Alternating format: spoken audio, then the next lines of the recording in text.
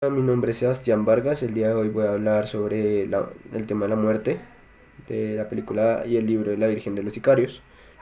Esto se ve mucho, en especial por uno de los amigos de, de Alexis, que nos muestra como el peligro que está pasando o que va a pasar. Pues eso lo podemos ver por una de las escenas donde Fernando está jugando billar con su pareja y de repente el amigo se aparece como si fuera forma de espectro. Entonces él les advierte que van a ser asesinados. Tengan mucho cuidado por una moto de color rojo. Ellos al salir, pues precavidos, paran un momento porque Fernando le comenta a Alexis que ahí es donde él estuvo teniendo clases de piano. Entonces al instante llegan los de la moto y lo que hace Alexis es pues, responder al peligro y asesinarlos al instante. Eso también lo podemos ver en otra escena donde Fernando pues muestra mucho como él le importa mucho esas partes del recuerdo de su pasado. Cuando muestra la parte de su casa y llegan otras de la moto y Alexis lo que hace es defenderlo. Eh, entonces, ese es un dato muy curioso porque pues vemos que tanto Alexis como Fernando son como algo diferentes porque Fernando casi no responde con tanta violencia, pues sí responde de una manera verbal muy fuerte, pero él dice muchas veces quisiera poder hacerle esto a tal persona o decirle a tal cosa a otra persona. Y lo que hace Alexis es responder a las necesidades que pues, quisiera tener Fernando. Bueno, eso por un lado, ya después de la muerte de Alexis, entra otro personaje que es de Wilmar. Y en la película lo podemos ver como si fuera un espectro de Alexis, pero no es así, era un chico completamente diferente, excepto que él fue el que asesinó a Alexis porque pues habían matado al hermano. Entonces, eh, lo que sucedió fue que él quiso bueno, reiniciar su vida, reiniciar otra vez su momento de pareja con Fernando, pero como que la vida no lo deja y tanto Alexis como Wilmar aparecieron muertos. Entonces al final que termina solo y hay una canción que lo representa demasiado, que es Senderito de Amor de Julio Jaramillo, que eso lo podemos ver en la parte de los créditos, donde dice una parte de la canción que dice uno se fue, un amiguito se fue y el otro me olvidó, como dando una representación a, a Alexis y Wilmar. Otro dato curioso es la parte de los sicarios, que ellos no quieren fallar el tiro y por eso le piden mucho a la Virgen que, que les intente ayudar para que no fallen, pero ellos también le piden que no mueran. O sea, es como una contradicción porque ellos matan a gente, pero ellos al final no quieren morir. O sea, es como una contradicción.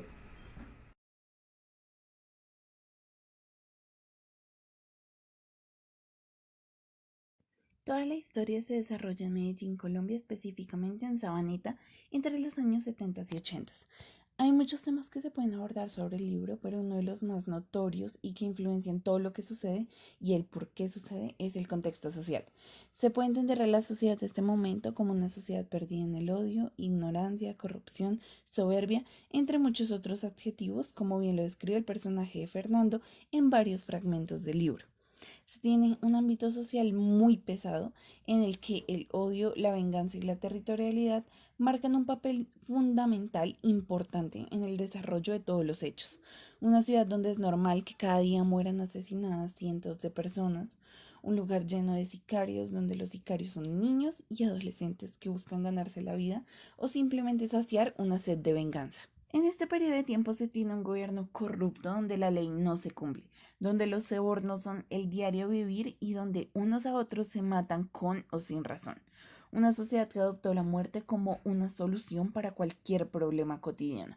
Como por ejemplo, como cuentan en el libro y se puede ver en la película, cuando van en el taxi y el conductor en vez de bajarle al radio les sube más, cuando un chico se choca en la calle con ellos o simplemente una mesera que le dio servilletas triangulares y no completas.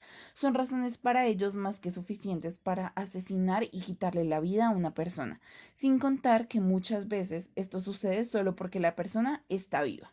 Como lo cuentan en el libro, cuando en la cantina de Avenida de San Juan Alexis asesina a 6 borrachos solo por estar existiendo.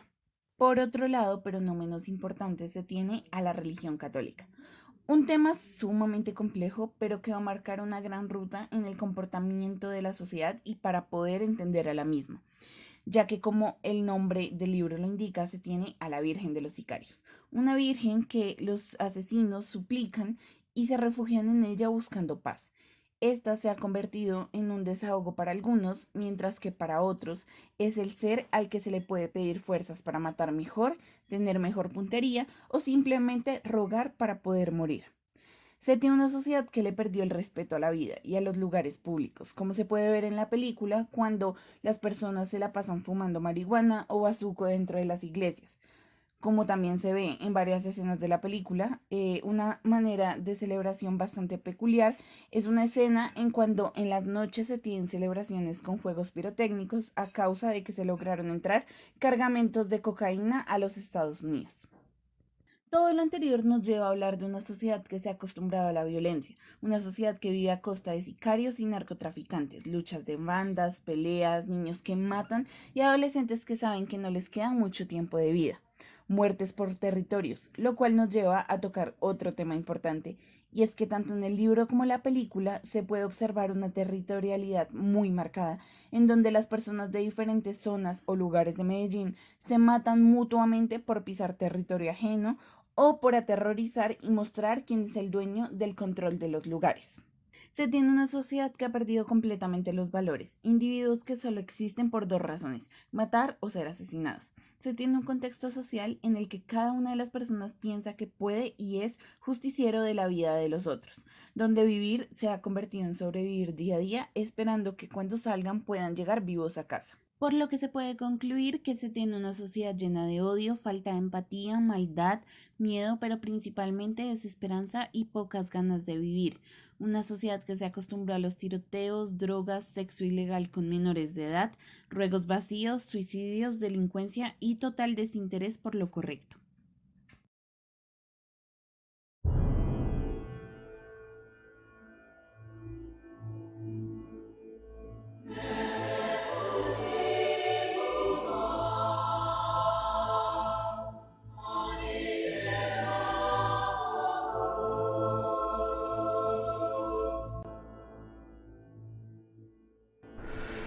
Buenas tardes, hoy voy a hablarles sobre la relación entre la religión, la fe y la violencia en la sociedad colombiana y cómo esto se ve reflejado en la novela y película La Virgen de los Sicarios. La religión y la fe católica son parte fundamental de la cultura colombiana y esto se refleja en la obra La Virgen de los Sicarios. Sin embargo, la sociedad colombiana también es conocida por su violencia y criminalidad, especialmente en las ciudades como Medellín en la década de los 90. La obra presenta una visión cruda y realista de la vida en esta ciudad, donde la violencia parece estar en todas partes.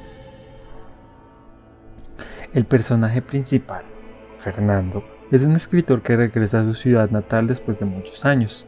Allí conoce a Alexis, un joven sicario que mata por encargo. A pesar de su estilo de vida violento y sin escrúpulos, Alexis es profundamente religioso y tiene una devoción inquebrantable por la Virgen María.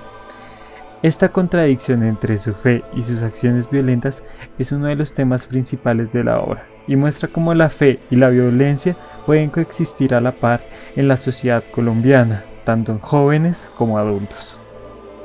Una escena de la película que ejemplifica a la perfección esta idea es cuando Fernando y Alexis salen de la peregrinación y se encuentran con una lluvia de balas, una guerra entre sicarios. Varios de los amigos de Alexis caen muertos al suelo, pero realmente este no se inmuta. A pesar de hace unos pocos minutos estar rezando por protección con Fernando al lado, ahora mismo ver caer a sus amigos muertos no lo afecta. Esto demuestra bastante el cinismo al que está atado este personaje. De la misma forma, en la novela también hay varias escenas que ilustran la idea de que la religión puede ser utilizada como justificación para la violencia.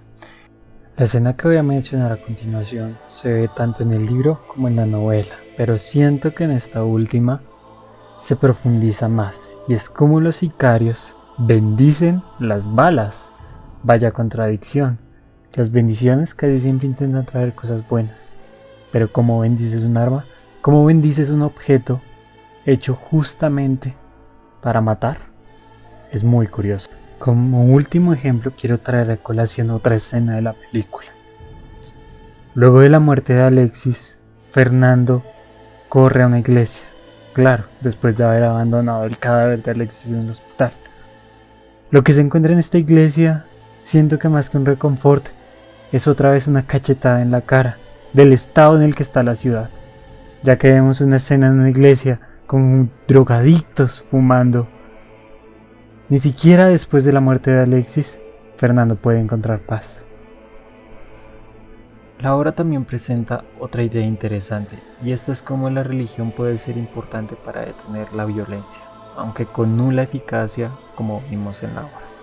A pesar de que la fe católica está profundamente arraigada en la sociedad colombiana, parece no tener ningún efecto en la reducción de la violencia y la criminalidad. Esta falta de eficiencia se refleja en la obra a través de la representación de los santuarios y lugares religiosos, como más que lugares de conexión espiritual, parecen lugares donde los delincuentes buscan refugio y protección. Personalmente, considero que tanto la novela como la película son obras poderosas, y más allá de darles un valor numérico o decir que una es mejor que la otra, prefiero resaltar cómo en la novela tenemos aspectos que destacan, ya sea la narrativa, la descripción y lo explícita que puede llegar a ser, o tanto la audiovisual, como puede llegar a ser más digerible, más sencilla de entender. Pero este es un tema profundo, que tal vez podamos tratar en otra ocasión.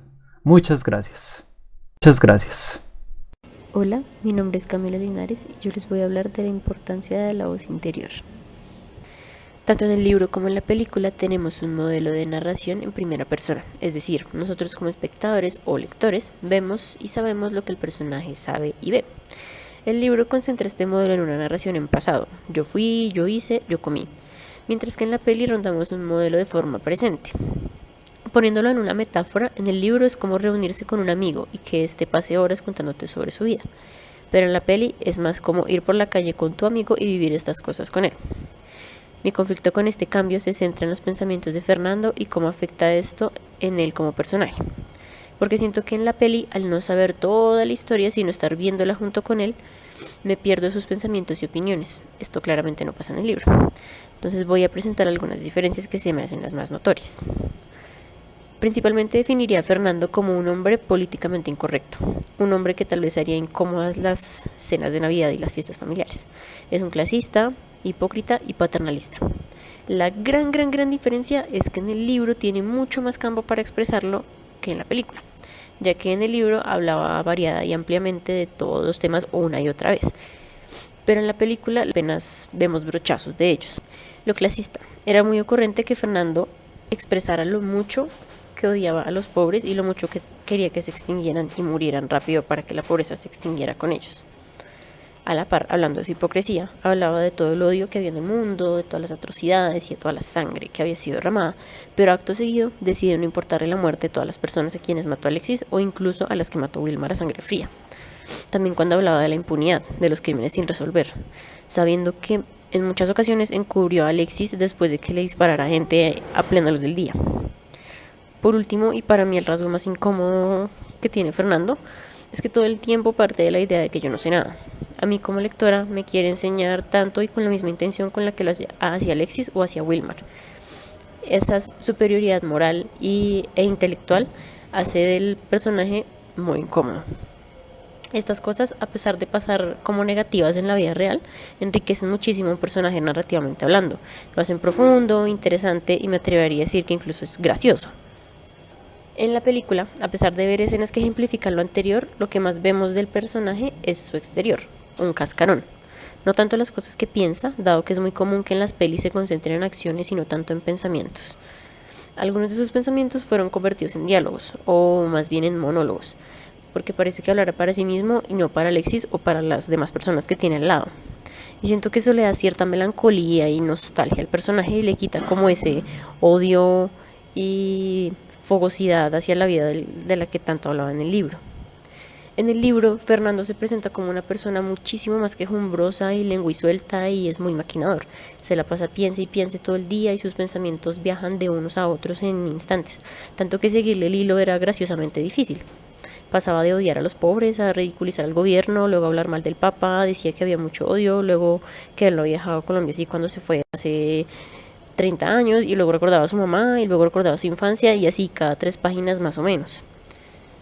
El hecho de estar fuera de la mente de Fernando y ahora acompañarlo como un fantasma detrás de él todo el día resulta agotador y no me deja ver en realidad todos los matices que puede llegar a tener el personaje.